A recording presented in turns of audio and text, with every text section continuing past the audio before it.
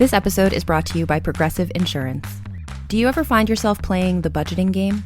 Shifting a little money here, a little there, and hoping it all works out? Well, with the Name Your Price tool from Progressive, you can be a better budgeter and potentially lower your insurance bill too. You tell Progressive what you want to pay for car insurance, and they'll help you find options within your budget. Try it today at progressive.com. Progressive Casualty Insurance Company and Affiliates. Price and coverage match limited by state law. Not available in all states. Baseball is back, and the first pitch is on Netflix. The New York Yankees, led by seven-time All-Star Aaron Judge, head to the San Francisco Bay to take on Rafael Devers' San Francisco Giants. This season kicks off with one exclusive opening night game. Watch MLB Opening Night, the New York Yankees versus the San Francisco Giants, live on Netflix. Wednesday, March 25th at 8 p.m. Eastern, 5 p.m. Pacific. Hey, everybody. Oh, hi. Jenny, a little bit of news in the Buffy the Vampire Slayer, I don't know, what do you call it? Verse? Yes, verse. Over these last few days. And, you know, we don't talk about Buffy that much, but it just felt like relevant to our interests and to the interests of our listeners to maybe talk about what's gone down over in the land of Hulu/Disney and maybe share with you some of our thoughts and feelings? ? Gosh, what happened? Something happened. So, I mean, here's the thing. Are we collectively, as large fans of both Sarah Michelle Gellar and the story of Buffy the Vampire Slayer, disappointed and a bit angry that the show was canceled after a pilot? We will never see what that was to be, or at least we won't see it for the foreseeable future? Sure. I have a lot of feelings, though, and maybe, you know, I love to lay on sort of like hope and beauty onto all things. And so maybe I'm laying too much onto this, Jenny, but I do get the sense from the limited information available that part of the reason that this show is not going forward is because Chloe Zhao and Sarah Michelle Gellar are not willing to put out something that does not do the series and the story justice. And I think that part of that is, you know, I mean, we don't know yet exactly the details, and we won't probably ever know all of the details, but it feels like part of the reason this didn't happen is because if it was happening, it would have to bend to the will of, you know, perhaps some Watchers Council like energy, if you will. Executorial powers that be. Executorial powers that be. The two most recent things that have sort of like come to public consumption that have interested me are, there's a huge cover story on People that's Sarah Michelle Gellar centric that I imagine was ready to go, and then this happened, and you know, the writers and everybody had to scramble to like update it to this new thing. But Sarah talks about being completely blindsided by the announcement, and also, and like, could you fucking imagine, like, sure, blindside Jenny Owen Youngs and Kristin Russo, blindsiding Sarah Michelle Gellar? Who are you? How dare you? Personally, I like my blindsides to exist solely within the context of tribal council. That's the only kind of blindsiding I'll allow. Thank you very much. Well, and Sarah Michelle Gellar, right? Notable Survivor fan. I'm sure that she feels similarly. She seems like I guess she is a notable Survivor fan, but I think she is above all a Parvati fan. Like Parvati first, Survivor second. But I feel like, you know, Sarah was pretty clear that there was one, I mean, pretty clear. She literally says in this interview that there was one executive that was working on the project or like, you know, involved in the project who was very proud to state that he had never seen the full series and it wasn't really his kind of thing. Don't know who you are, sir, but I hope to one day be able to drag you. Just a word of advice to people in positions. You know what I mean? Fucking There's Christ. never... I just feel like two roads diverge in a yellow wood, and you could either say that or choose to say nothing. Now, traditionally, people in the position that this individual, I imagine, was in are not used to saying nothing. So that may have also been part of the problem. Yeah. It just sounds like the situation is the conditions and the environment and the team was ultimately not right. Yeah. And so here we are once again We huddled masses. They really got me this time. They really got us all. They got me too. So long ago, like so long ago when we were writing the book, we got like word that, hey guys, Buffy reboot might be happening. And Jenny and I were both like, yeah. Buffy reboot might be happening every couple of years. You can't fool us. And then it was like, wait, Chloe Zhao is attached to the project. And then it was like actually being spoken about by Sarah Michelle Gellar. And we were like, oh, fuck. And I'm sure that many of you have gone through that. But I think, you know, we were excited about the possibility. I have seen, Jenny has seen, I think we can say publicly that we've seen the script of the first of the pilot. That it is now, I think, floating around out there in a way that it's safe to say that we've seen it. I've read it. It was good. I liked it. I mean, I'm, you know, not necessarily a television critic by trade, but I thought it was pretty fucking good. And I think that we were excited, but also holding our breath because this is a story that means so much to us, and what happens if it isn't done properly. And it felt like, well, how could it be done improperly with Chloe at the helm, with the writers that were put on the project, with the casting? It was just everything was feeling great. But, and like, you know, Disney is a very large entity. I don't mean to sort of like throw shade on all of the humans that work there, because I know there are a lot of really good things that are happening there. But in a large sense, Disney and a property being Disneyfied is sort of like the Watchers Council vibe of 2026. And so it would have been worse had we been given a few episodes that we loved and then either had that taken away or had it go down a path where it tarnished the story, where our directors are unhappy, our actors are unhappy, our creators are unhappy. So I feel like it is better for us in the long run that this isn't happening. But man, fuck you. Like, on behalf of Chloe, on behalf of Sarah, on behalf of Ryan, on behalf of like everyone involved in the fucking project, just a giant fuck you to have done this in a way that clearly really hurt and upended people who put a lot into this project. Just like huge fuck you. It is a drag. It is lamentable. I'm not getting on board with Kristin's fuck you. I don't co-sign. Fine. I have nice enough fuck guy. you for both of us. You do. I think everyone tried their best, and the people who didn't try their best aren't worth mentioning. Right, sure. Yeah, Jenny is the John Hamm, I didn't even think about you. What is the line where he's in the elevator?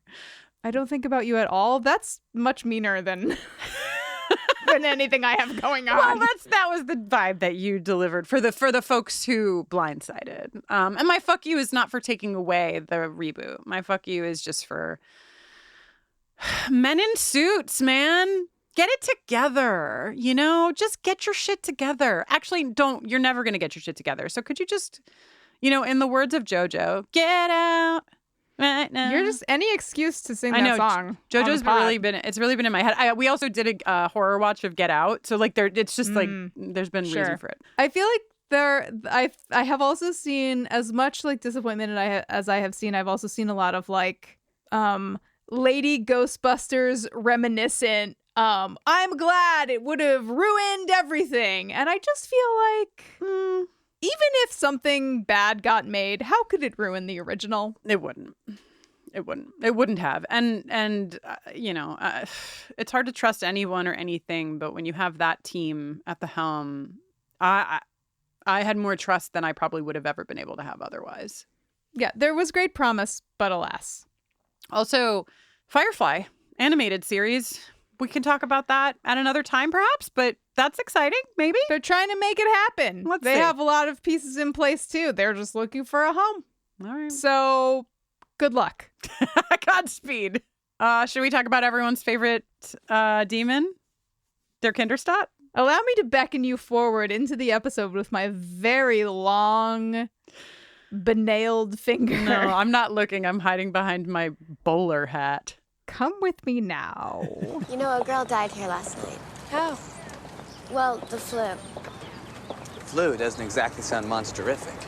I know, but there's this Dr. Backer, and he's been giving them these experimental treatments. I'm not sure what he's up to, but he's a little creepy. And then there was this kid, Ryan. He said he saw something. So what? Death. Death? The death? As in, it is your time? Buffy, a frightened child. Yeah, but I thought I saw something. I'm not sure. I was really out of it, but... But you do know that you saw death. Did it have an hourglass?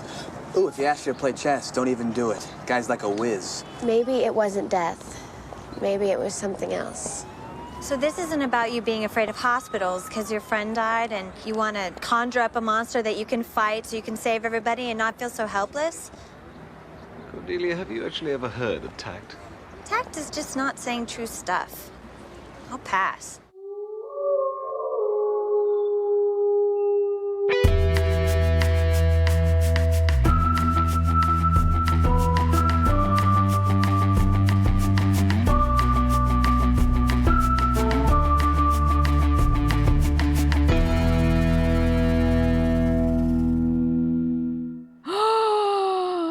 Hello, and welcome back to Buffering the Vampire Slayer. Once more with spoilers, a podcast where we are watching and discussing each and every episode of Buffy the Vampire Slayer one at a time. For the second time. Sometimes it sounds like you're asking, like, are we? You know? This time with spoilers. My whole life just flashed before my eyes. I gotta get me a life. I'm Jenny Owen Youngs. Wow. I'm Kristin Russo, and I wanted crunchy peanut butter.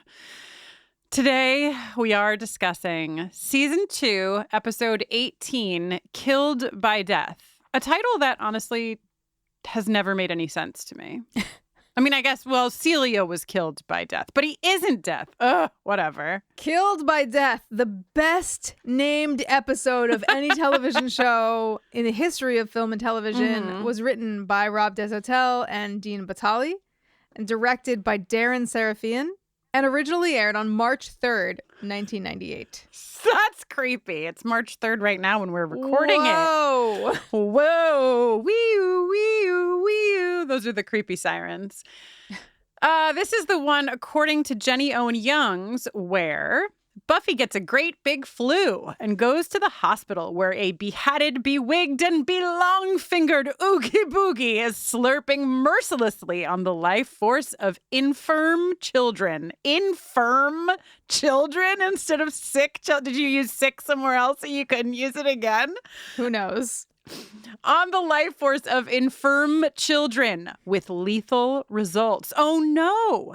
Usually I'm really trying to cram a ton of plot detail into these descriptions, but almost nothing happens in this episode. It's just sick Buffy trying to fight yucky Fingy Man. While Cordelia is mildly jealous of Xander's concern for the Slayer, Angel makes a half-hearted attempt to visit Bee's bedside, and Joyce says some nice condolences to Giles. Is it too soon to hypothesize how Joyce might help Giles feel better? Side note, Jenny replying to you directly, it is not, and I have. All's well that ends well with peanut butter. Wow, No, Jenny. all's well that ends with peanut butter. Oh.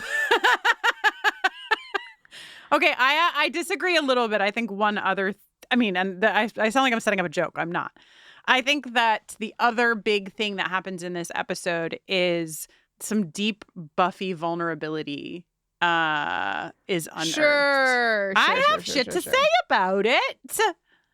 Okay. Anyway. A good thing we have a podcast. Good thing. Before you start saying things, I should probably warn people that into every generation, a spoiler warning is born. We alone wield the strength and skill to discuss things from any of the following sources. All 7 seasons of Buffy the Vampire Slayer and Angel the TV series, plus the canonical Dark Horse comics that relate to each of those series, plus anything that currently exists inside of the Buffyverse. Most especially... God damn it. Go Ask Malice, the Faith Lehane memoir. I was thinking about Faith while watching this episode because when I see a Sunnydale hospital, I mostly just think about Faith Lehane taking that girl's clothes and booking it. I think by the time 2 seasons from now, Faith Lehane wakes up from a coma, the Sunnydale hospital will have significantly Declined. remodeled. No, it gets bigger. The ceilings will be much higher. I think the mayor really pours some much needed funding into the Sunnydale hospital system. But hey, wait, hang on. If you're watching the show for the first time and you're not ready to be spoiled, rewind the episode because I just spoiled something that happens in season 4. And also, you can listen to our spoiler-free coverage of this episode, which originally aired on May 31st, 2017. Okay? Okay. You should stay tuned at the end of this episode because we will play the song written by Jenny, or sometimes Jenny and Kristin, and performed by Jenny about this very episode. And then after it plays, we will talk about the writing of that song. Now, I remember that this was a rare occurrence where the song was written before we recorded the episode, because we recorded this episode live in Wisconsin, and I remember you playing the song on stage.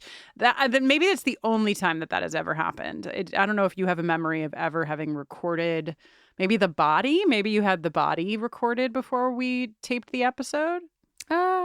That I don't know about, but I'm just thinking about episodes we taped live, like Dead Man's Party and Beer Bad. Yeah, Dead Man's Party, definitely you did not. Well, okay. I shouldn't say. Why am I so confident? I don't fucking remember. I really don't know why you would ever. Why would I ever? I don't think that the other live episodes you had the song ready, but I could be mistaken. And if I am, then please write to us at hello@bufferincast.com and tell me how wrong I am. Jenny, I know that there's not like a ton of plot to cover in this episode, but there's a few beats that I'm excited to talk to you about. And we would be remiss. What does that mean? Remiss. I think it means we'd be missing something important. Let's see. Lacking care or attention to duty. Negligent. Okay. Wow. I don't want to be negligent.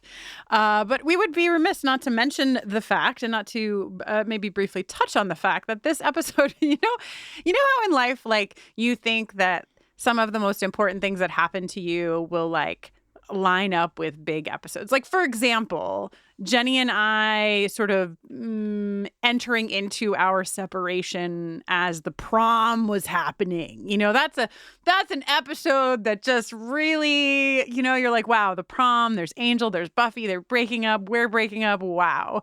I definitely would have chosen nearly any other episode to have feelings about than Killed by Death. But Killed by Death is the episode that we recorded live in Wisconsin. And if you have read our book, Slayers, Every One of Us, you know that we recorded this having rolled back up to a sleepaway camp that we were attending maybe 4 hours after we had a miscarriage. So it has a particular weight.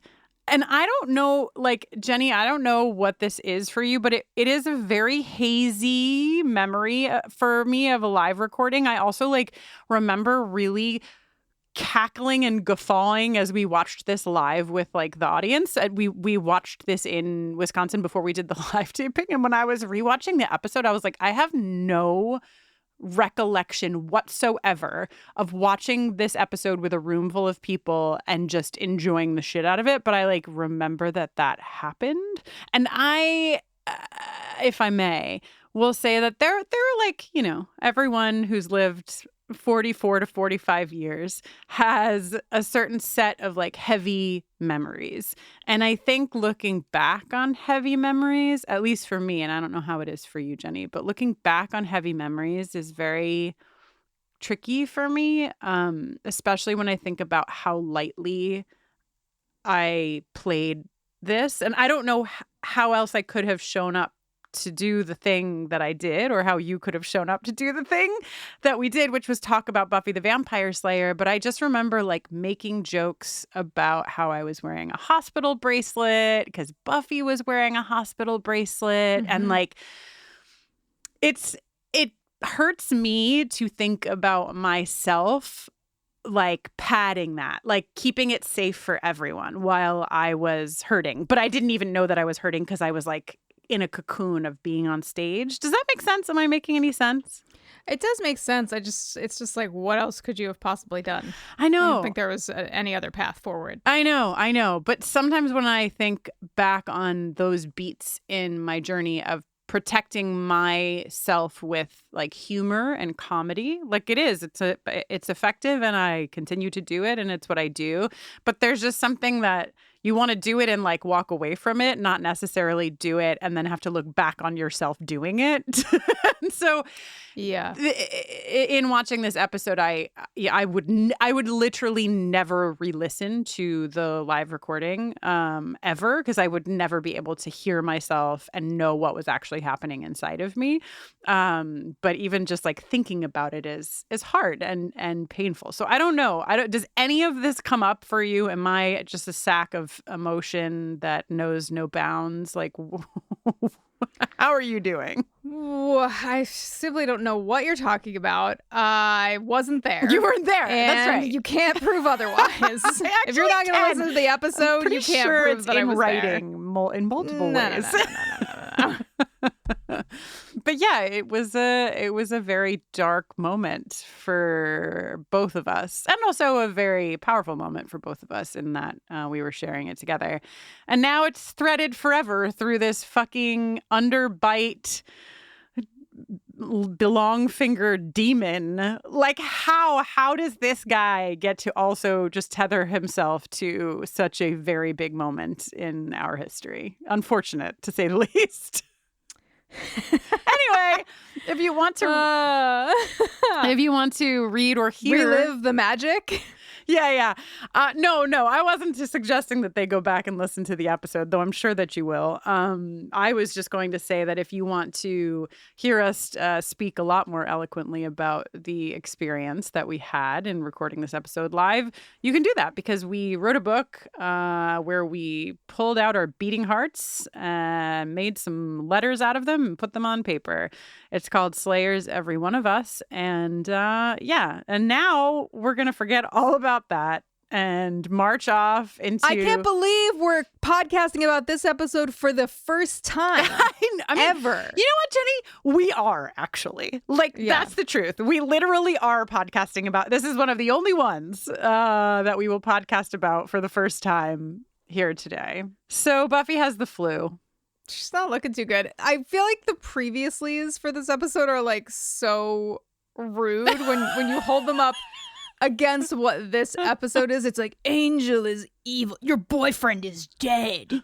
He killed Jenny Calendar just after she and Giles reconciled. And now Buffy is ready to kill him. That's the setup. That's like the really intense, dramatic business getting dropped in your lap as you settle into your couch with your bowl of popcorn to watch Killed by Death? Yeah. Yeah. The previouslys definitely go harder than they need to. Probably, I'm going to go out on a limb and say we might not have even needed previouslys for this guy. You know, like I feel like, I don't know, I needed to relive Jenny Calendar's death just to get to this episode. This is definitely for people who maybe missed the last 4 episodes, as was perhaps more common in the mid-90s when this was airing. So the people who were just tuning in after a long winter's nap would know that Angel actually is bad now. Could you imagine, though? Could you imagine getting all of that in the previouslys? Like, you'd not gotten it before. This was where you were getting all the information. And then you're like, you metabolize it and you're like, I'm ready. Okay, oh no. And then you get killed by death. Nearly this whole episode. I think, Jenny, I think you hate this episode more than I do. I don't. This has to be one of my lowest ranked episodes. Okay. I'm not saying I like it, but like it's fine for me. I have a fine time. I hate the demon and there are bits that I, think were a little wiggly, but it's fine. LaToya actually gave us some context to that was very helpful for me to read. Oh, yeah. I'm just going to read from her notes here. Killed by Death was originally supposed to be a first season episode in which... That makes sense. Yes, in which Angel brings Buffy to the hospital. And then LaToya continues, it does track, especially with the cousin backstory, which would have made more sense to go in the first season than it does here. The episode and script very much feel like they were retrofitted to work for this season. Like how the opening fight with Angelus feels kind of tacked on. LaToya says, I don't think Angelus would open himself up to be vulnerable to Buffy like this after what he just did in Passion. It probably would have made more sense for him to just be absent entirely and not show back up until the next one, which is, of course, I Only Have Eyes for You. And I agree. I mean, it's just even like my first notes for this cold open is like, okay, so Buffy is super sick and the Scoobies are patrolling without her. The last thing that Angelus did was brutally murder Jenny Calendar, and the Scoobies are just out there with their fucking their wooden crosses. Like, absolutely not. And then when Angelus shows up, absolutely not. Like, I just, at the very least, I would have appreciated for him to say, killing you while you're fucking sick is stupid. Like that joke that he makes that then he like takes back where he's like, you know, oh, this isn't fun for me. Just kidding. It's so much fun. It would make a lot more sense if he was just like, this is actually not how I want to do this. Yeah. The way that they like throw someone's coat over his head or something as though he is a cat getting a shot at the vet. They have to clip his fingernails. It'll be real quick, buddy. Yeah, it's just especially. Also, where's Giles? Well, that's the thing that's why I was so happy to read this bigger context, because it really doesn't make any sense. And above and beyond, like, where's Giles? The Scoobies would never be out like this, et cetera, et cetera.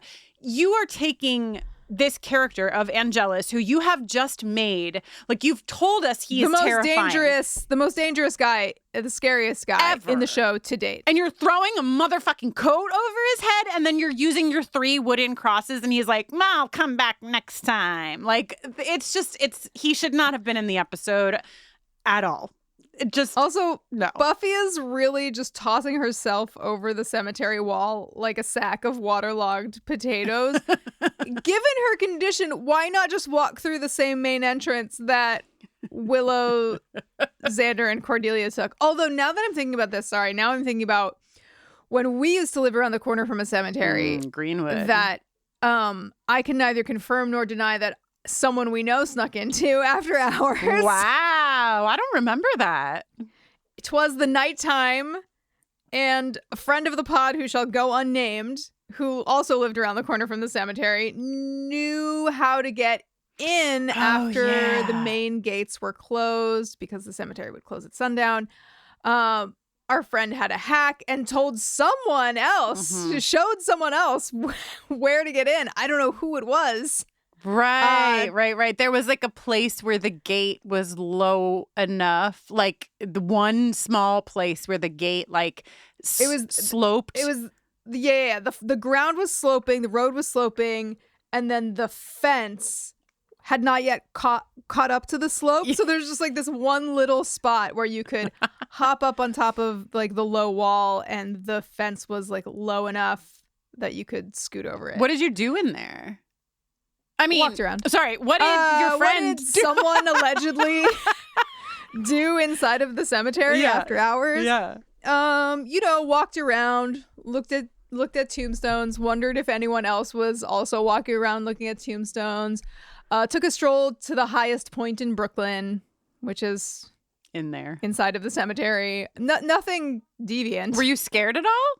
A little. It was dark. Yeah, I mean, that's like okay, one positive thing I'll say about this cold open is that Willow's French braids look amazing. She's got a set, and then Xander did them, and they look fantastic.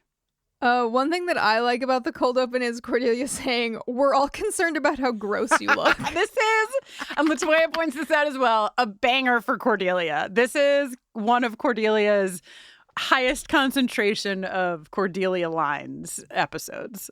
It's good. There's some good Cordy stuff. Also in the cold open, they're like, Buffy, you're sick. You can't be out. And she's like, but I have to patrol because Angel is bad. And then the Scoobies are like, yeah, Angel is bad, but you've got to take care of yourself. And then Buffy's like, no, but Angel is so bad. And then, like Bloody Mary before him, having heard his name uttered 3 times, King Drama swoops out of the darkness to be like, I heard someone mention me and I'm here to be a bad, bad boy. With my extra long claws. Hope nobody clips them. What was the thing that we were going to say in the mirror for something to appear? And you had to say it because I was behind you with our shared set of feet. Nobody knows.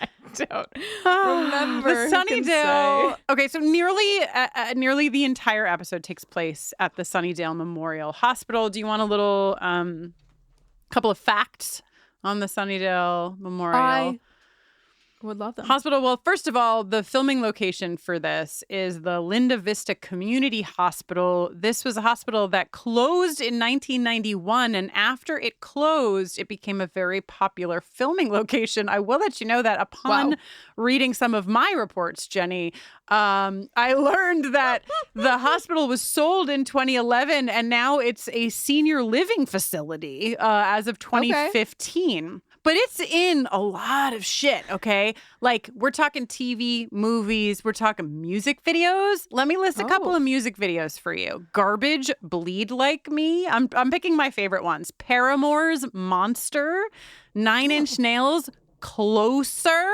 What? Yeah. Newfound Glory, Radio Surgery, Fall Out Boy. Oh my God. Fall Out Boy. Sorry. Fall Out Boy just lived at this hospital. Just won yesterday. Where Did the Party Go? And the Young Blood Chronicles. I don't know any of that, but you know who will? My wife, Avanti. She fucking loves Fall Out Boy. Anyway, lots of TV shows too. This is in Dexter. This is in ER, Criminal Minds, True Blood, Charmed. So a lot of things. And now there's just a bunch of seniors living in there, just hanging out. Good for them. Also, Jenny, living the life. I thought you in particular would be happy to know that. So this is Sunnydale Memorial Hospital, and the fan wiki only includes canonical appearances of this hospital. So even though we talked about Faith Lehane in her coma, it actually is not directly stated that this is the hospital that Faith is in. So to your point, canonically, it appears in Band Candy Next entry. In 2000, Graham Miller arranges a doctor to treat Riley Finn's arrhythmia at Sunnydale General. Okay. Oh, my poor sweet Riley. Your boy is going to be the next guy in. Then we're not going to talk about it, but Joyce is going to come here. And then Ben and Glory are canonically also at this hospital. So the Faith Lehane coma. So this is where Ben and Glory are doing their residency. Yes, this is where Ben and Glory are doing their residency. But Faith, we cannot confirm or deny that this is actually even the same hospital, canonically, according to my biggest source, the Buffy fan wiki. Anyway, that's my little... Are you sure that this isn't The Pit? Jenny, you won't let me watch The Pit, so I have nothing to say. Yeah, you shouldn't watch The Pit. I'm watching season 2 right now. In fact, I just made a jingle for Joanna for her The Pit coverage. What the fucking fuck, Jenny? If you're angry, call Jenny at 973. No. That's what, didn't I just say to you the other day? Wow, I gotta make some jingles. It's because I had just made a little jingle for Joanna, and you can fuck all the way off. We're in a fight. We're gonna be fighting fire in my heart. The song of my life. No, everything is no. It coming. I'm texting Joanna after we're done, and I'm telling her she's not allowed to talk to you for a week. That doesn't work for me because Survivor season 50 is currently airing, so you're gonna have to put a hold on that hiatus. Okay, fine. All right, whatever. Buffy faints. She passes out. She's in the hospital. Yeah. chaos ensues. Okay. Oh boy. 10 cc's of stuff. Always. Although, okay, this is Juanita Jennings who's playing Dr. I think it's Wilkinson. I don't know because I refer to her mostly as the very attractive doctor, which like isn't saying much since the only other doctor is Dr. Backer. Sorry, Dr. Backer, but just like this doctor walked in and I was like, who's a tough one for Dr. Backer? Who's this doctor here? That is Dr. Wilkinson. You are correct. Nice. Juanita Jennings in everything, like literally resume started in like 1986 and is just in so many shows. Probably most notably, she's Edna Barnes in the television series Meet the Browns. But she's in, you can look her up. She's in everything. If she looked familiar to you, you are correct. This first beat in the hospital is a moment that I at least found important, and in a couple of ways, one of which is the mental health of it all. Like, obviously, we know normal again is down a ways. We've got a while before we get there, right? But this moment so Buffy has been like sedated, and she's like coming out of sedation while Giles and Joyce and Xander, Cordelia, and Willow are like walking along with the doctors. And she's talking about vampires, and they all, minus Joyce, who thinks she really is just delusional, are sort of like, yeah, Buffy, they're there. And I thought, this is so fucked up. Like, can you imagine being so sick, waking up in a hospital, which we'll talk about her entire situation with hospitals because she's fucking terrified, and then saying things you know to be true and having the people closest to you who know them to be true as well deny them in front of you to other people? Like this, I know this episode is a lot of things and most of it is not great, but like this beat for me really made me feel so fucked up. It made me think of normal again, but it also made me think of helpless, just because Buffy is so helpless. And LaToya had a similar note that we don't see Buffy like this. We don't see her sick. We don't see her weak. And to what the Scoobies say, we don't really see her scared like this very often. And it's not, I hate it. I think most of us hate it. But yeah, this just fucked me up. Well, I guess you're just more sensitive than me, Kristin. Yeah. You're a delicate flower. Sure. Spoken like the true, most sensitive person of the duo. We talked for a minute, too, back in whatever the episode was where Buffy and Joyce were at the mall and she didn't get Joyce's dress for her. Because there's sort of this... When we get to normal again, we learn that Buffy was institutionalized before she came to Sunnydale because of these vampire delusions. And so it's sort of like I don't know, we have to kind of retcon it, right? To make any of this really believable, especially with this doubling down, of Joyce just listening to her talk about vampires in the hospital and not batting an eye. There doesn't seem to be a way that Joyce could have known. Joyce is in such deep denial. Joyce has buried that experience to which you're referring so deep that it's not even getting pinged by this. All right. Okay. Great. She's like, I put it in a crate, packed in straw, deep inside the gallery warehouse. 10 crates in. Cold days, big goals, no time to cook. Maybe, like me, you've spent an uncountable number of hours in recent weeks shoveling snow. Worry not. Factor makes healthy eating easy with fully prepared meals designed by dietitians and crafted by chefs. So skip the planning and cooking and get straight to the eating well. Factor uses quality, functional ingredients including lean proteins, colorful veggies, whole food ingredients, and healthy fats with no refined sugars, no artificial sweeteners, and no refined seed oils. That is what I'm talking about. What else am I talking about? How about 100 rotating weekly meals to keep things fresh and delicious all through the winter and into the spring? Factor is always fresh, never frozen, ready in about 2 minutes, no prep, and no stress. I love the convenience and deliciousness of Factor meals and can't recommend them enough. Head to factormeals.com/buffering50off and use code buffering50off to get 50% off and free breakfast for a year. Eat like a pro this month with Factor. New subscribers only, varies by plan. One free breakfast item per box for 1 year while subscription is active. Yes, online shopping is quite literally at our fingertips, but that doesn't mean it's always simple to buy. Whether it's trying to remember one of a million different logins so you can actually place your order, or getting almost all the way through checkout before realizing your card is nowhere near you, there are many hiccups that can get between you and placing that order. Which is why it's such a relief when you see that purple pay button that has all of your information saved, making checkout as simple as a tap of your screen.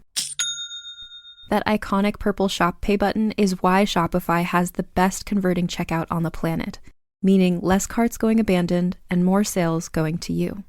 Shopify is the commerce platform behind millions of businesses around the world and 10% of all e-commerce in the US. From household names like Thrive Cosmetics, Gymshark, and Allbirds, to brands just getting started. And they're not just great at converting sales. If people haven't heard about your brand yet, Shopify can help you find your customers with easy-to-run email and social media campaigns. And they have world-class expertise in everything from managing inventory to international shipping to processing returns and beyond. Tackle all of those important tasks from one place, making your life easier and your business operations smoother. See less carts go abandoned and more sales go with Shopify and their Shop Pay button. Sign up for your $1 per month trial today at shopify.com/realm. Go to shopify.com/realm. That's shopify.com/realm. Joyce is extending her condolences Mm-hmm. to Giles. Mm-hmm. And she's like, if you need anything. And I'm like, season 3, episode 6, question mark, band candy. It is too soon by a landslide. It's literally just happened, but I don't know that there's a way to watch this scene without thinking that Joyce is angling on something here. Like, she even says, like, I'm sorry, I babble when I get nervous, and it's like, I just feel like I never really clocked how much of like a moment this was for Joyce. Yeah. Joyce is like, it's so nice to have a man around the house. Joyce is like, hospital. Joyce is like, so I heard your lover died. Like,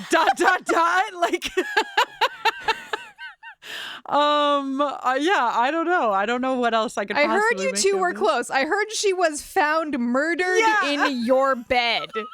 So if you need anything in any capacity, just let me know. I do really I had a note about this, though, that I think part of what makes this show so good is that it carries things over into moments that are like small. Like, we saw Joyce hug Willow after they got this phone call in Passion. Like, we saw that Joyce was a part of that. And so the like acknowledgement of the events in Passion in this moment in the hospital, I feel like is really important. And I also think that, and LaToya mentioned this in her notes as well, that using sort of the weight of it all on Buffy's shoulders as the reasoning for how she got sick, that she doesn't get sick usually, but like, yeah, that she's carrying this weight.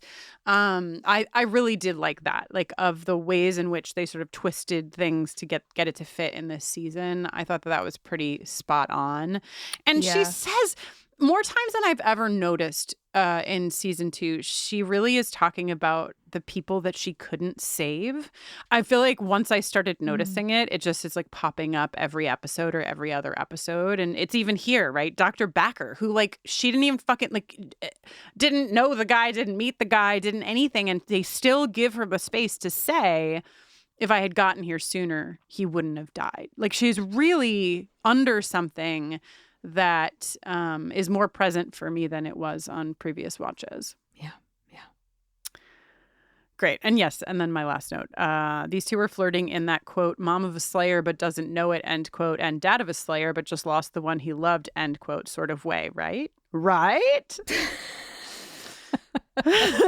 Okay. So Cordelia has a lot of bits, and we probably won't hit them all, but I do love that thing on her face bit that is never clarified, and it's just like, but she has that thing on her face that she could have work done on, right? You know, guys, that thing on her face.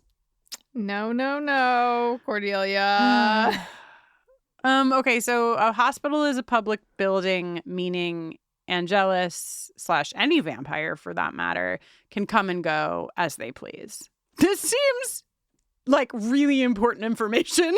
And so how do you feel, Jenny, about Buffy being in her room alone? Well, Xander's sitting outside all the time. I know, but there's windows in there, you know? You know how Angel feels about a fucking window. I know, but he likes to go out through them. I've never seen him burst through a closed window into a room. He only goes out. Yeah, he can climb through an open window and burst out through a closed window. Those are the vampire rules as they pertain to Angel and windows. Okay, so when Angel brings the white roses to the hospital to give to Buffy later, I immediately thought of the roses that he sent to her, or kind of brought to her, right? He probably dropped them off himself. I don't think he called like flowers direct or whatever. Yeah.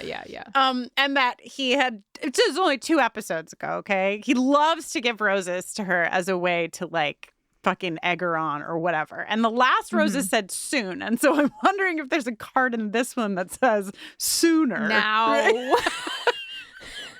Imminently. Yeah. But really, really, really soon. Okay, some fun script notes that I have here, because we get a creepy kid in the doorway. This is the second hospital we've been in, I think, in the series, and the second time we have a creepy kid in the doorway. So they just come with the hospital. Yeah. The script says, Buffy opens her eyes with a start and sees a little boy standing in the doorway staring at her. His name is Ryan. He's still expressionless, Stepfordian. Think Christopher Walken at age 10, which just made me laugh. And also LaToya pointed it out in her notes and said, I don't think that they were able to find a 10-year-old Christopher Walken.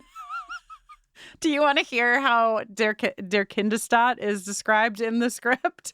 I do. I also want to let you know that I'm looking at a picture of Christopher Walken as a child, age 10. And he kind of looks like, what's the name of the Mad magazine guy? Oh, yeah, that guy. He has a certain that quality. He kind of looks like a little doll.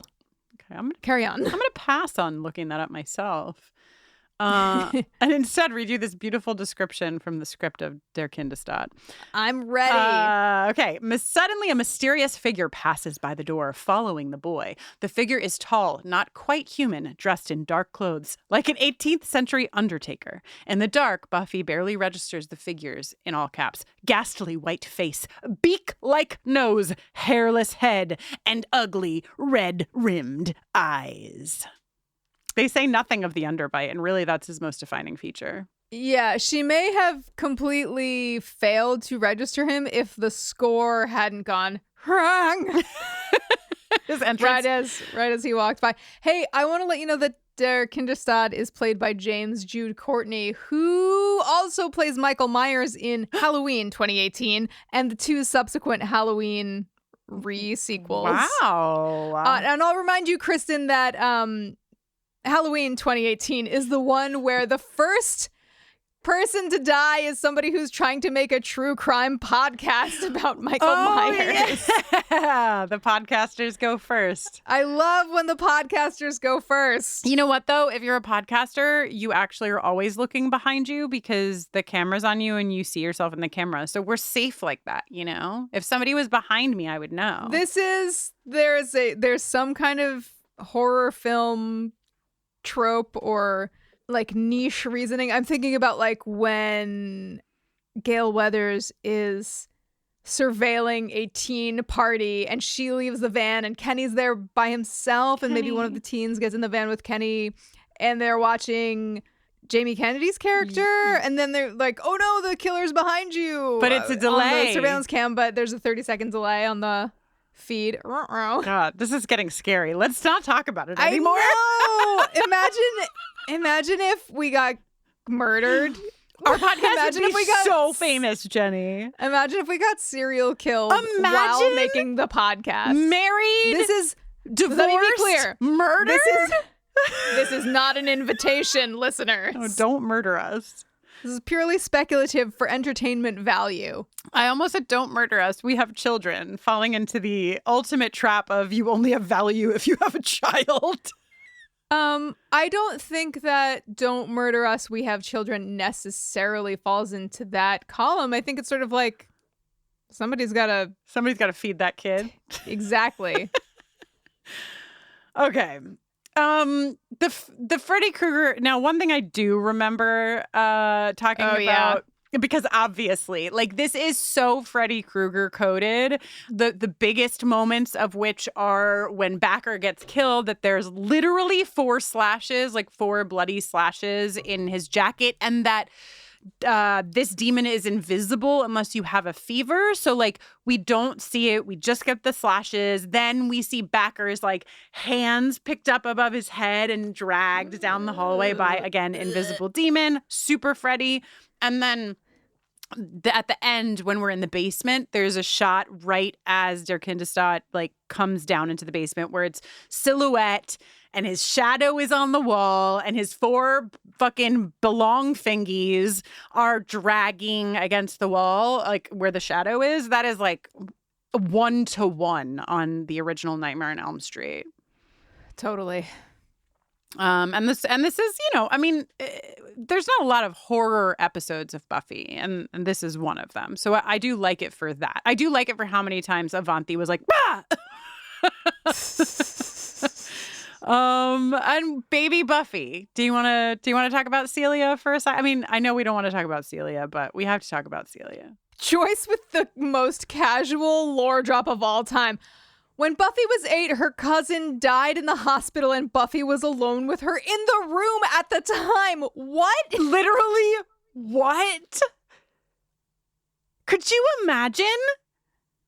This is trauma on trauma. And that's before we even learned that Celia was actually fucking killed by Der Kindestod. So, like, not only did she, you know, when you first hear it, you imagine, like, okay, she, like, passed away. Like, that could be a quiet moment. That doesn't, you know, necessarily, it's traumatic no matter what for little Buffy, but, like, maybe it's this quiet thing. No, it's actually Celia is screaming as she's having the life sucked out of her by these fucking eye sockets from hell. So yeah, I can't. Really rough. And also, like, I like the way that it's treated by Buffy, because Cordelia brings it up, like, when they're out in the courtyard of the hospital later, and it's very funny the way she brings it up. And we, in fact, started the entire episode with this sound clip of you know, her talking about how tact is just not saying true things, and that's all very funny. But Buffy's response to it, like, the show gives us a cut or two to Buffy's face when Cordelia is talking about this, and it is very clear that, like, this is an incredibly traumatic moment that lives with her. This is why we see her terrified of this hospital, just wanting to get out of it. And I don't know. I just feel like maybe somebody should have cared for little Buffy a little bit more for this moment than it seems happened. Yeah. No offense, Joyce. You know, I'm a mom too. Okay, but yeesh. I feel like they did a great job casting this little girl who plays young Buffy. Yeah. Marcia. The note to the script is like, as best as Marcia can do. And I was like, who the fuck is Marcia? I should know, but I don't have to know because LaToya is here. She's the casting director. Yes, Marcia Schulman, the casting director of the show, who LaToya points out they eventually name a UC Sunnydale student in Stevenson Hall after her. Marcia, there is a Marcia Schulman who attends UC Sunnydale. So that's very fun. We've talked about Celia. It's very traumatic. Buffy is traumatized. She literally wakes up from the first dream she has crying. And then she does a little hospital walk. Pulling out her IV like she's Kristin Nolene Russo.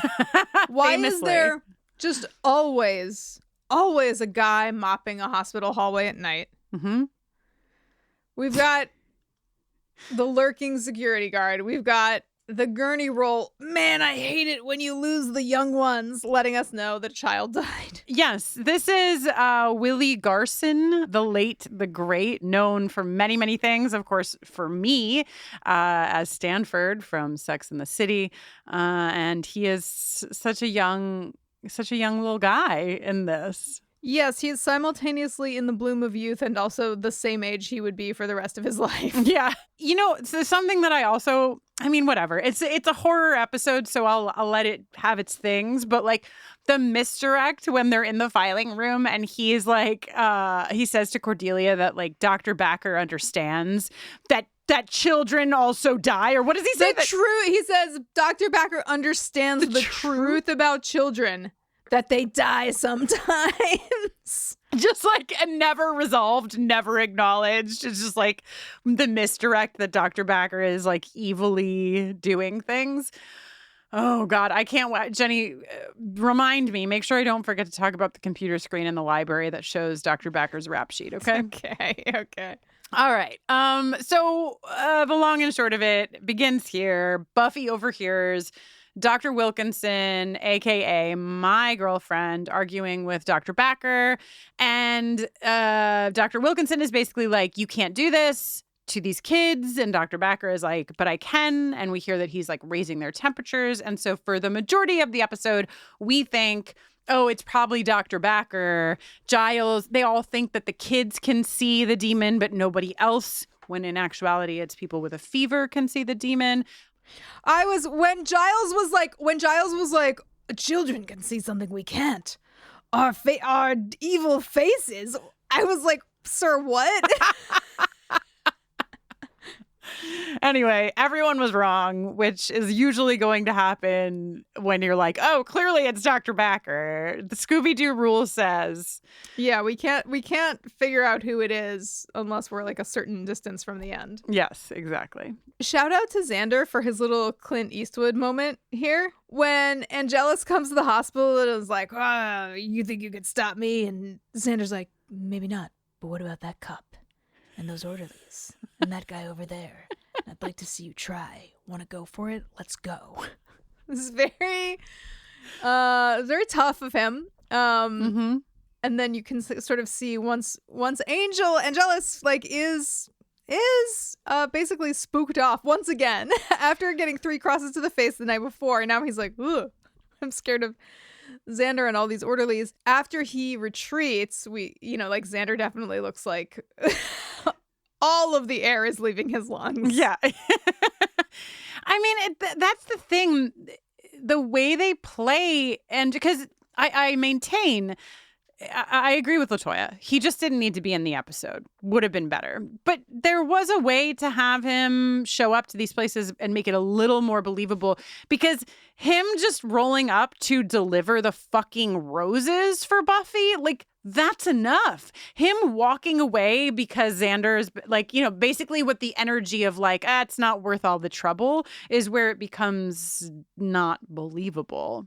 It does strain credulity for him to be intimidated by Xander, but I also simultaneously like that for Xander. Yes. Xander has a fantastic episode, I think, in from top to bottom here. He's there to help Buffy. We'll talk about, the exchanges with Cordelia and stuff, but and then later he will literally pick up the kids and get them out of harm's way while Buffy does her thing. Yeah. I feel like I want to mention Angelus digging on Xander. You still love her. It must eat you up that I got there first. Okay. Yuck. And Xander's reply of just, you're going to die. It's good. Nicholas Brendan is delivering these lines wonderfully. Like, everything is landing, and I am like, fuck yeah, Xander. Xander really is showing up as the heart of the Scoobies in this episode, and I think some surrounding episodes that you really see how he gets that designation of the heart. Yeah. Also, this has to be one of the first moments in our original history where we said Angelus and Xander kiss, No one stands this close without wanting to kiss a little bit. Yep. I have a question for you. Oh, yes. In the clip that we heard at the top of the episode, Buffy's like, Ryan, the kid, said he saw something. Death. And Cordelia's like, death? And Willow's like, the death? As in, it is your time. And I just feel like, personally, it is your time is not really the phrase that like, or the go-to. Like, that's not what I would say when I was like trying to clarify to someone like, death. I know what I would say. I have it in my mind. This is what I want to know. If I was like, the death, what would you say in response? I would say, scythe death. Scythe death. What would you say? I would say hood, cloak, and scythe. Hood, cloak, and scythe. Yeah, that guy. That guy. Some serious scythe erasure in this episode. But I guess they're clearing the path for later canonical lore. Sorry, there's only one scythe here, and it does not belong to death. We do not want to confuse anyone, and we don't want them to be able to point back to this episode to discuss other in-universe scythe types. We actually don't want them to know what a scythe actually looks like, so we can refer to our weapon, which is decidedly not a scythe, as a scythe. So plan is in place. Research mode has begun. Xander and Cordelia are going to look for what killed Tina. By the way, Tina is the young child who has been wheeled off by some chatty hospital attendants. And meanwhile, Willow and Giles are going to begin their research. So something important, I think, which we didn't mention, it was in the sound clip at the top of the episode and in that scene. But Giles is saying to Willow, because Willow is like, what's your deal, Giles? Like, you don't seem like you're even that interested in finding out what's going on.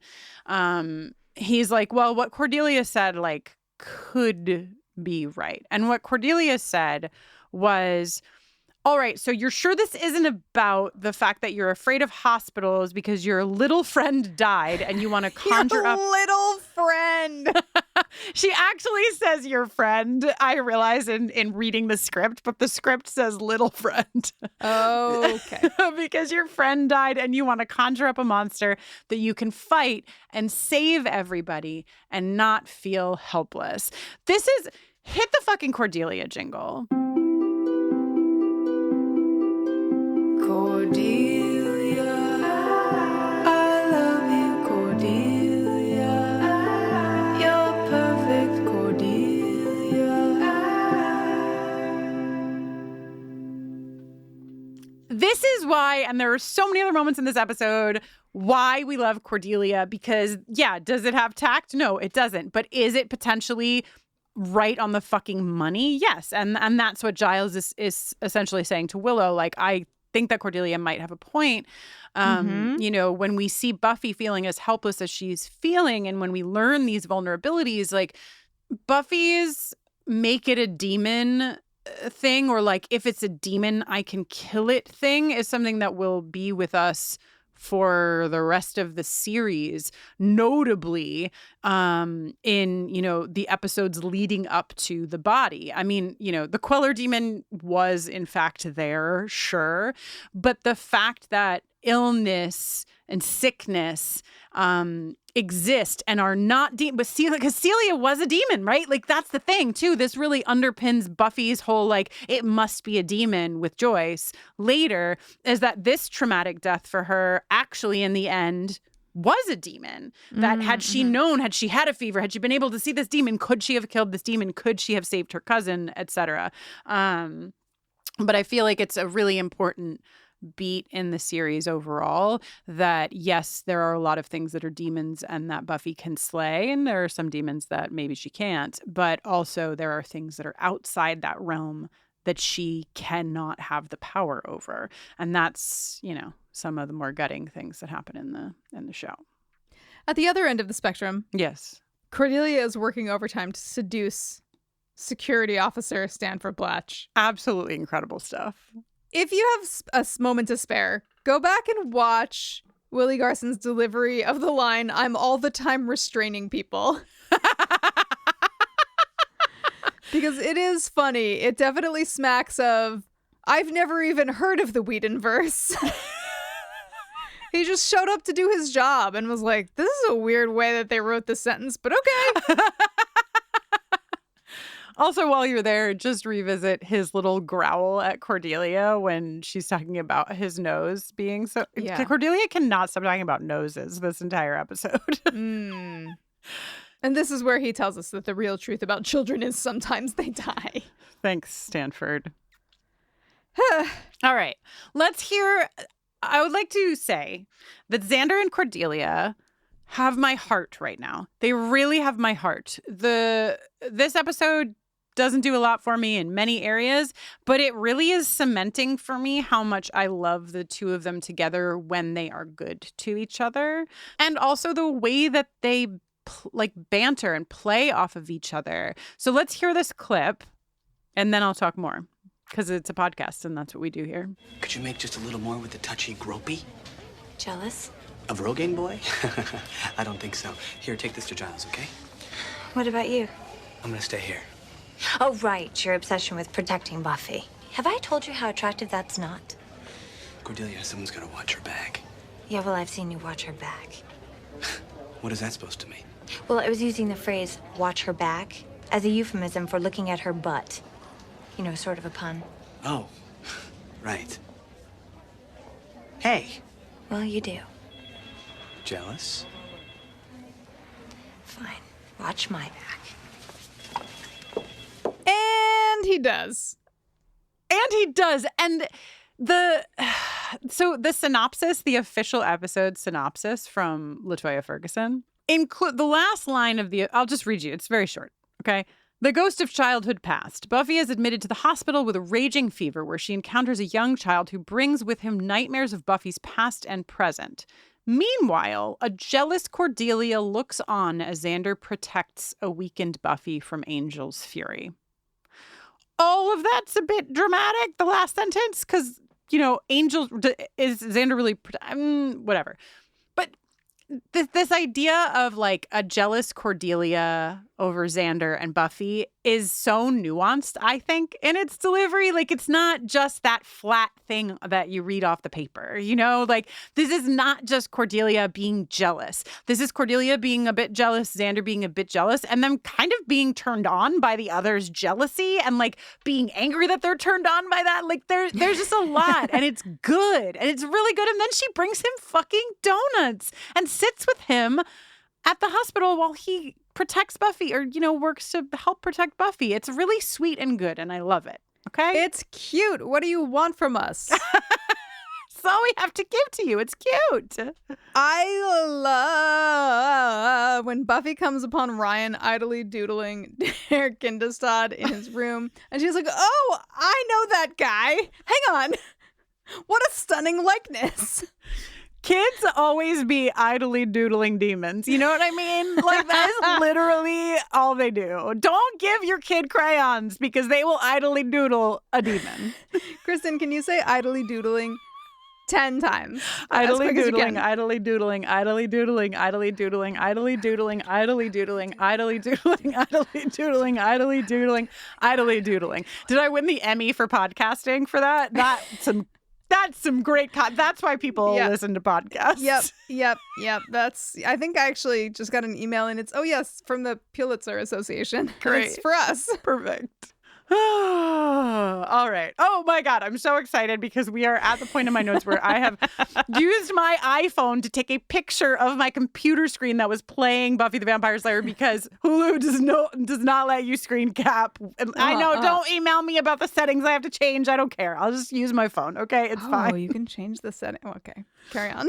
They pull up the rap sheet on Backer and they talk about a couple of the things, but things they don't mention in this list. Okay, so there's reprimands for controversial experiments, censure for risky procedures, court actions, malpractice suite, which I think is supposed to be suit. Yep. Abuse of laboratory services. And then here's where it starts to get really good. Improper use of NIH funds. And then, Jenny, they don't even mention this one. State board ethics violation, cloning. Dude, what? Dr. Backer. Dr. Backer's like exonerated to be like a great guy, but also what is he doing? And is there an X-file on him? Like, what is up? This sounds like Eve Six's boyfriend, Evan Six. Anyway, and then I have in Dr. Backer's office later, Mulder is somewhere also lurking. Like, Mulder wants to know what the fuck is up with Dr. Backer. Well, Dr. Backer in his office messing with his test tubes and muttering to himself. I can't wait. Cloning king shit, if I do say so myself.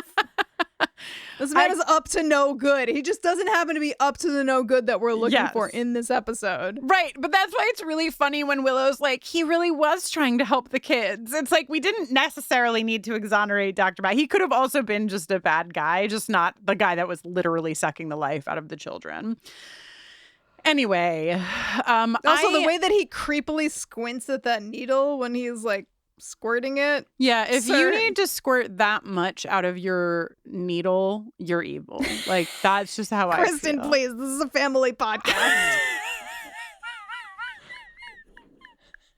What's amazing is that I even did a move with my pointer finger that you can't see listening to a podcast, and still was just like really in my zone of like just talking about the needle.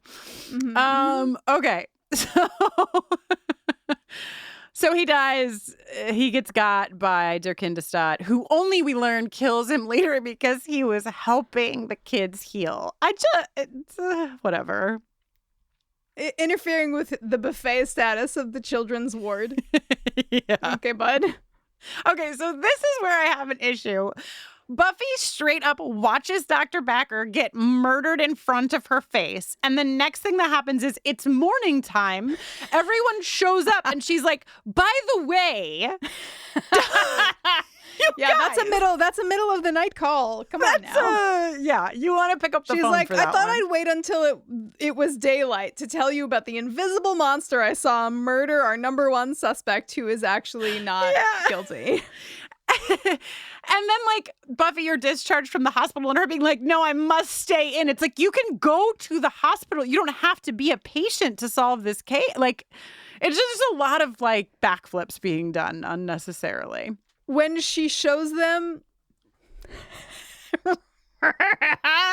Ryan's drawing, and Giles is trying to so gingerly find out if she drew this without being insulting, he says, "This is your work?" ?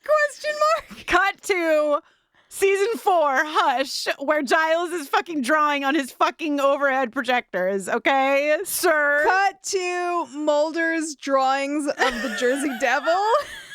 Maybe Giles, like, maybe we're reading the sarcasm into it. Maybe if you go back and watch it, Giles is actually really impressed because he knows that this is exactly how he would draw it. Yeah, you know what? You've got a point.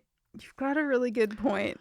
Also, like, a minor beat, but it really gets me with the Cordelia of it all. Joyce walking in and being like, looks like I interrupted a secret meeting. And Cordelia being like, ha, ha, ha, you sure didn't. It's good. It's good. Whether it's a movie night or just midday, Skinny Pop is a salty snack that keeps on giving. Made with just 3 simple ingredients for an irresistibly delicious taste and a large serving size that lasts. Deliciously popped, perfectly salted. Skinny Pop, popular for a reason. Shop Skinny Pop now. This episode is brought to you by Cologuard. Do you know what's really scary? Not screening for colon cancer when you turn 45. The Cologuard test is non-invasive, requires no special prep or time off work, and ships right to your door. In just 3 simple steps, Cologuard takes the scare out of colon cancer screening. If you're 45 or older and at average risk, ask your healthcare provider about the Cologuard test. Cologuard is available by prescription only. Learn more or request a prescription today at Cologuard.com/screen. Another, like, naive, I played divinals, I touched myself moment from Willow where Xander's like, oh, yeah, Willow actually knows a lot of medical stuff because we used to play doctor all the time. And everyone's like, record scratch? What? And he's like, no. She was like, actually No. She was working from the DSM. Yeah. She didn't know that she was using the phrase play doctor incorrectly. And then everyone just being uncomfortable and leaving. Cannot wait to hear from our scientist and doctor adjacent listenership on A, if you can drink a fever, because Yeah. And B, if you would need to dilute it. Yo, virologists in the listenership, is this how it gets done? And would you need to so significantly dilute it? And most importantly, are you keeping the bottle of water that you're going to drink in the same refrigerator as all of your virus test tubes? And also, can you, like, the whole theory behind this, that he's inoculating the kids with more of the virus that they have so that their fever goes up to then burn the fever out of them. Jenny, I don't know if I've ever told you this. I have. You're a listeners, doctor. I don't know if I've ever told you this. I probably have. But when I was 2 or 3, I was probably 2, and I had a really high fever. Like, let's say it was 103 or 104. It was a high fever. And my mom did something that my grandmother had done, which was gave me an alcohol bath. And what that does, it's like similar in theory to like an ice bath. It drops your temperature really quick. Not good for anyone, but certainly not good for a 2-year-old. And I went into convulsions, which I know, like, which sounds terrifying. But then when you actually have a child, now I'm like, oh my fucking God. Like, my mom was like straight up thought I was going to die. And then my mom, Jenny, slept under my crib for like a month after that. Like, she would sleep next to the crib, but every morning wake up underneath the crib until my dad was like, you literally have to sleep in your own bed. Anyway, it was really traumatic. And what my point is that I don't think that you want to like fuck with a fever. It just doesn't seem medically advisable. I mean, definitely don't take your medical advice from this podcast or the show we're talking about. No, neither of those two places. Maybe Willow Rosenberg. Give her a call. Forced into an unwilling research partnership with Cordelia, Giles is nearing his wit's end as Cordelia repeatedly points to every demon in Giles's demon lookbook to be like, what's this one do? What's this one do? What's this one do? Until Giles is essentially like, this one annoys the shit out of me. And Cordelia's like, wow, a demon for everything. LaToya's favorite note of mine is quoting Cordelia, boy, there's a demon for everything, end quote. And then LaToya says, good thing Cordy eventually discovers demons. So if you know, you know. Yeah. IYK. Yeah, it's good shit. It's also good shit because, like, Cordelia plays, or I should say charisma plays that beat like she really doesn't. She's just like really interested and doesn't get it. But the beat right before this where Giles is like, why do I have to take Cordelia? Yeah. But like stops himself. She immediately is like, okay, Mr. Tact guy, let's fucking go. You know, like she's smart. She's cool. She's Cordelia. That was the second runner up for jingle lyrics. Totally. Mm-hmm. When Cordelia calls Buffy's hospital room and she's like, I've got your demon. And Buffy's like, who is this? Sick burn, Buffy. So yeah, you know what happens. His eye sockets fucking come out of his head, attached to you via suction, and then suck your life out of you. This is just... Why is he gonna feed on Buffy anyway? She's not a kid.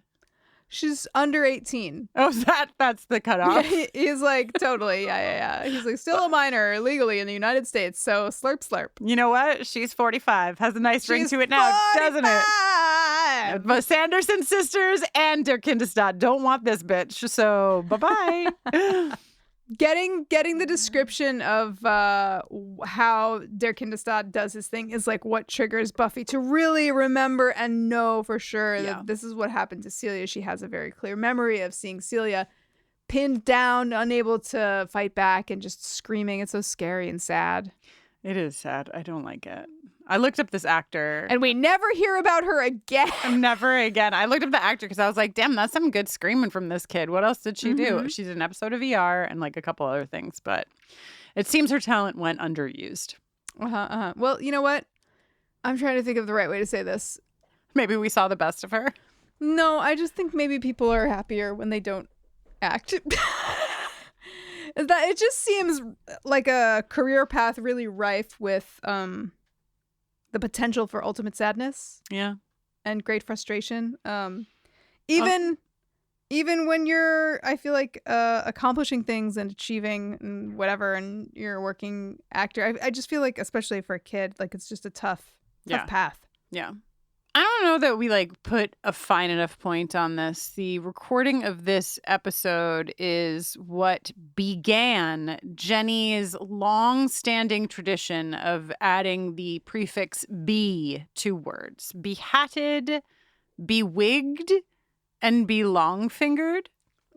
Spot the lie. I mean, no, everything is absolutely correct. Belongfingered just goes down in the history books. One of your best moments. Look at his time. fingies. I mean, Kristin. They are pretty fucking terrifying. There's something very powerful in horror about taking something and just elongating it slightly. Like your fingers are just a little longer. Your arms are just a little longer. Very effective. When Buffy, so Buffy slurps her virus and is like, I'm instantly ill. And she stumbles to the children's wing. And looks through the window of the door and is like, all the kids are gone. We're too late. But wait. And then der Kindestod sort of like shimmers into view, looks right at Buffy, and then doffs his cap with his long fingies. Why? Why is he doffing his cap? So we've already talked in this run about our like hot cha-cha demons, and der Kindestod was for sure on the list. This is a clip. There's two moments that he has that really put him possibly. I think Turek Khan might beat him, but I think other than that, he might be the top of the hot cha-cha demons because he's so ridiculous. Wow. Like, yeah, sure, the gentlemen, they've got some jazzy bits about them. Fine. But this fucking guy, this moment that you just referenced, the fucking... giving her the old razzle-dazzle. And then later he pulls what I like to refer to as the Peter Russo. He's so fucking like, I'm invincible, that he decides that while Buffy is fighting him, he's going to pick his hat up off the floor and dust it off. Are we serious, sir? mean... Peter Russo is my father, and he used to lose every game of fucking catchphrase because he had to fucking gesture... pridefully with the fucking game while it beeped in his hands. We should take a minute for Willow and frogs. Yes. Okay, so it's return of frog fear. Yeah. The refroggening. So, and get this, Jenny. So what's my line? Willow is asleep. She wakes up and she's like, don't warn the tadpoles. And we talked about it. What's up with her and frogs? Here, she's saying, frogs, get them off of me, to the hospital security to throw them off the path so Buffy can get by, right? So I go because I thought maybe when I said, my name is Kristin Russo, I would use the frogs line, right? So I was like, well, let me go find that frogs line. And when I control F'd frogs in the script, in the shooting script, there were no frogs. And I was like, I'm sorry, what? It was bats originally. She was just saying, get the bats off of me. So this is like doubling down on the fact that we are making frogs a thing in the Willowverse. It wasn't even written this way. And then they changed it to frogs. Yes. Mm-hmm. Detective Russo. All right. The kids are in the basement. Anytime a group of little kids, more than 3 little kids, are doing something together, like with this energy, I'm immediately in the musical Annie. Like, they're running down the streets of New York City. Oh my God. Someone's saying, oh my goodness. Ryan is like the ringleader. Also, I do want to say that Avanti said, is that Ryan Gosling who's playing Ryan? Because I thought he looked a lot more like Ryan Gosling than Christopher Walken, for sure. Ryan's like taking care of everybody. He like gives one of the kids his like coat or blanket, I don't know, but he's just like the guy who's taken charge. And then der Kindestod gets him. We see the suckers for the first time. He's doing his thing. I have an all caps. Not the eyes. He's licking his yucky underbite while he does it. The tongue is on the move along the lower teeth. It's bad. It's bad. And then you know what else is bad? When Buffy says, "You make me sick." Yep. That is bad. That is bad. It's tough. It's tough. We don't need it. Buffy Summers is way quippier than that shit. So take it out. Delete it. I really do like Xander's reaction shots to watching Buffy fight. Yeah. Also, like, on a serious note, I like that Xander like picks up Ryan and then gets the kids upstairs and then he comes back. But there was something, I think, that I was just really feeling Xander in this ep. And so, like, when he took the kids away and left Buffy there, I was like, he's really, like, trusting her to do her thing and is just showing up in the ways in which he can be useful, because there's a version of like this character who's gonna be like mooning over Buffy and whatever, and like, what do you need? How can I help you? Whatever. And like, Xander is not that guy. Like, he usually is not dropping the ball because he like has feelings for Buffy. His first priority is like, make sure everybody is safe and okay. And then second to that, maybe he has some feelings for Buffy. But I just felt like, and she's sick. Like, she has a fever. She's not well. The demon is invisible, and he's still like, you know what? She's the Slayer, so I have to trust her to do her thing. This is good team dynamics. Der Kindestod manages to pin her and gets his eyeball thing going again, but then she reaches up and very casually snaps his neck. We just saw someone casually snap a neck last episode, and does it feel right to have it done so cavalierly to a one-episode monster in this episode when we just saw it happen to one of our beloved recurring characters in the last episode? No, just put like a jewel somewhere on his body that has to be broken to kill him, you know, like every other demon. Yeah. And then after she kills him, they just leave the invisible body there. Imagine working on the hospital maintenance crew. You just trip and over you're like something. Doing something in the basement, and then you trip over an invisible 6'5" body that's just probably going to be decaying and smelling truly rancid.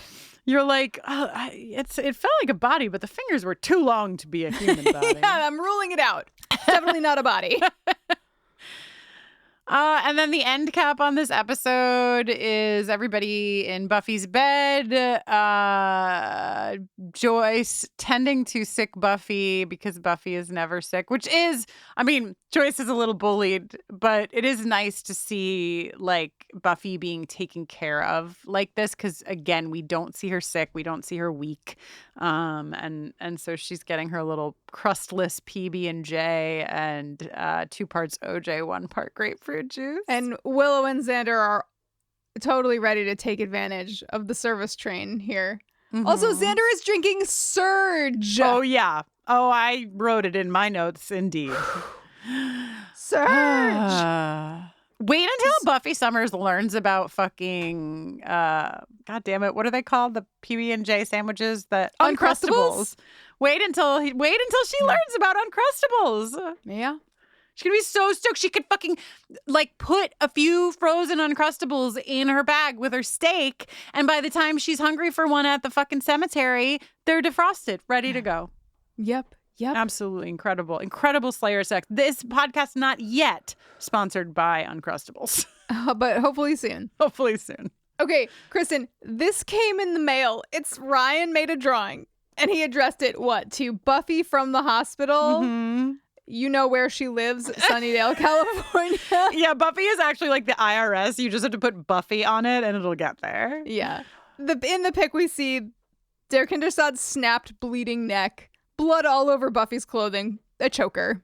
That's how you know it's really her. And this is definitely better than the Giles drawing of her that we'll see in a couple seasons. 100%. 100%. Also, please, if through some weird happenstance, you know who the fuck drew these things, please write to us at hello@bufferingcast.com, because I want to make sure that the person who drew this shit gets the credit that they are due.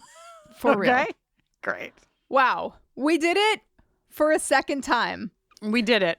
No, Jenny, for the first time. We did it. For the very first time.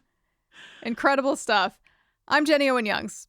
And when I'm not watching Buffy, I'm making music. You can find my latest releases, and in fact, all of the ones that predated the latest releases, on your favorite digital music platform, including but not limited to Bandcamp. You can also give me a shout on socials at Jenny Owen Youngs, and you can come see me play live music this May at the Sing Us Home Festival in Philadelphia, at Cafe 9 in New Haven, Connecticut, and at the Press Room in beautiful Portsmouth, New Hampshire. Come on down. Tickets and information at jennyowenyoungs.com/tour. I'm Kristin Russo, and when I'm not podcasting for the first time with Jenny Owen Youngs, I'm podcasting for the second time with Jenny Owen Youngs. I also work with and for LGBTQ plus communities. Learn about my work at KristinNoeline.com. That's KristinNoeline. I have a queer horror movie club, which is really fun. We just watched Get Out, and we have some good ones coming around the bend. The Devil's Backbone is next. May is a little film you may have heard of called The Craft.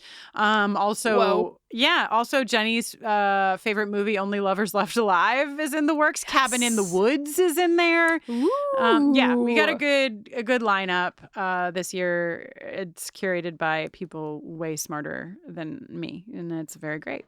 So KristinNoeline.com for all of the information there. Buffering the Vampire Slayers on socials at BufferingCast.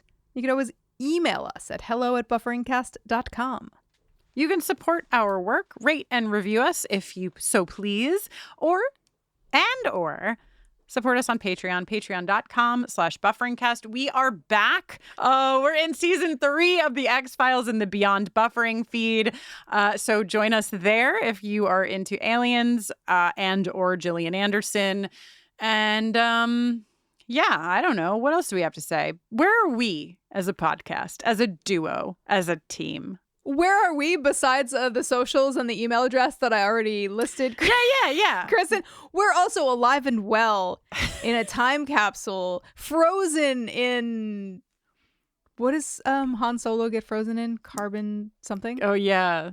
Carbonite? Carbonite. I was like, carbon monoxide. You can find us frozen just like that in our book, Slayers, Every One of Us, which we wrote with our 4 little hands and our 20 little fingies, tip-tap typing away late into the night. I can just, the image is just our hands. We're not there. It's just and our fingers are just a little bit longer than they should be. Tick, tick, tick, tick, tick, tick, tick. You can find that book at your favorite local bookery. You can also listen to us read the audiobook featuring some music from Buffering the Vampire Slayer, wherever you listen to audiobooks. What do you think about all of that? I think it's great, and I think it's even better that it's done. We already did it. We don't have to ever do it again. So true. And hey, this episode was produced by Kristin Russo, Jenny Owen Youngs, and LaToya Ferguson, with support from our consultant, Mackenzie McDade. It was edited by Kristin Russo, tirelessly, so brave, so strong. And till next time. Woo!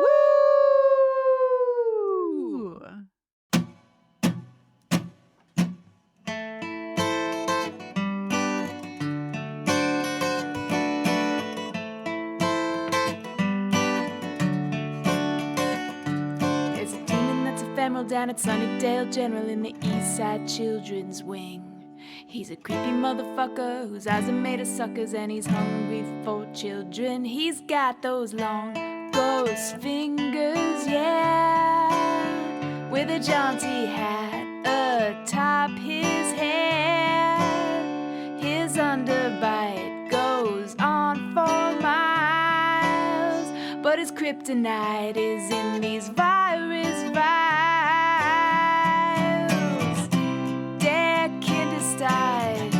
I'm gonna deck in to stop you. I'm gonna deck in to stop you. Giles and Cordelia helped me realize that Celia didn't die of a natural cause. Xander's standing sentry and barring Angel's entry. Willow's acting like she's covered in frogs. Backer never stood a chance in in that twisted Kruger dance. But I won't fall for that same trap. Instead, I'll give his neck a snap. Der Kindestod, I'm gonna der Kinder stop you.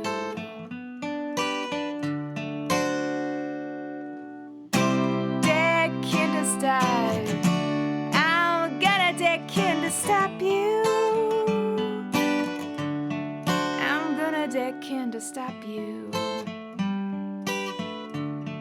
I'm gonna der Kinder stop you. I'm gonna der Kinder stop you.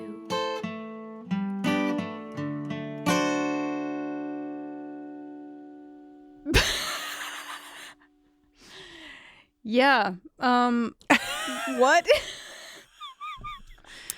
I'm gonna dare Kin to stop you.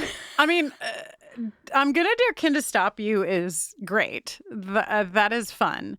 But I will say that when I was just listening to this, I had more feelings about where we were in our life, because this song is, I think, a big outlier. Not just like in just in the way that it sounds. Like the recording of this, and correct me if I'm wrong, but I feel like the recording sounds different.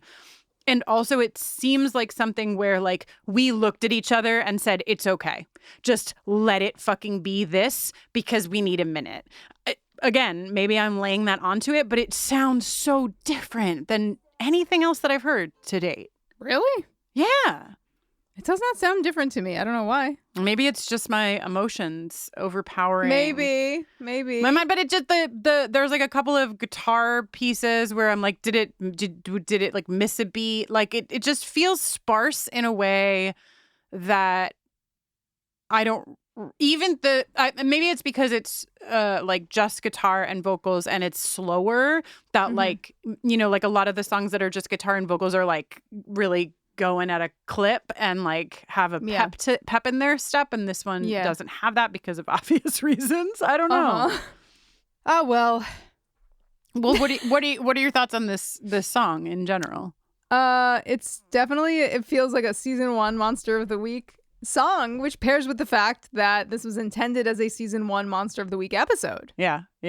Do you remember? I mean, it had already been written, but you don't remember recording it. Like it wasn't recorded yet when we did the episode taping. So you must have recorded it when we got back home. I really don't remember. Yeah, at all.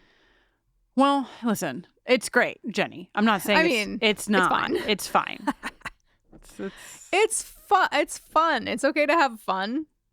Yeah, I don't know. It's not as fun as I feel like. Yeah, it's not as fun. Because that's you. You know what I mean? Email me at hello@bufferincast.com. I'm not saying it's like the greatest song or the most fun song ever written. I just feel like it's on par with a lot of other nonsense Monster of the Week songs. And I feel like there's a blend happening for you. Okay. That's what I think. And also Jenny wasn't even there. So. And I wasn't even there. Doesn't look like anything to her. Doesn't look like anything to me.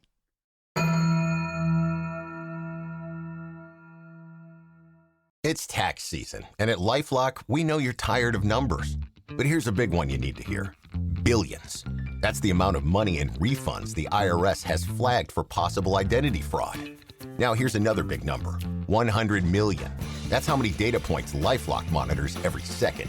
If your identity is stolen, we'll fix it guaranteed. One last big number. Save up to 40% your first year. Visit LifeLock.com/podcast for the threats you can't control. Terms apply. For 8 years, we've been asking the same question over and over again. How did this happen? My name's Mandy. And I'm Melissa, and we're the hosts of Moms and Mysteries, the true crime podcast with over 55 million downloads. We're two Florida moms who are obsessed with mysteries. Each week, we do deep dives into fascinating true crime stories. We cover everything from infamous cases like Casey Anthony to the bizarre and complex crimes right here in our home state, like the shocking murder of FSU professor Dan Markell. We bring you the facts, but with warmth and wit you'd only get from two friends who have been hooked on mysteries since childhood. Join us for new episodes of Moms and Mysteries every Tuesday and Thursday. Listen to Moms and Mysteries on Apple Podcasts, Spotify, or wherever you get your podcast.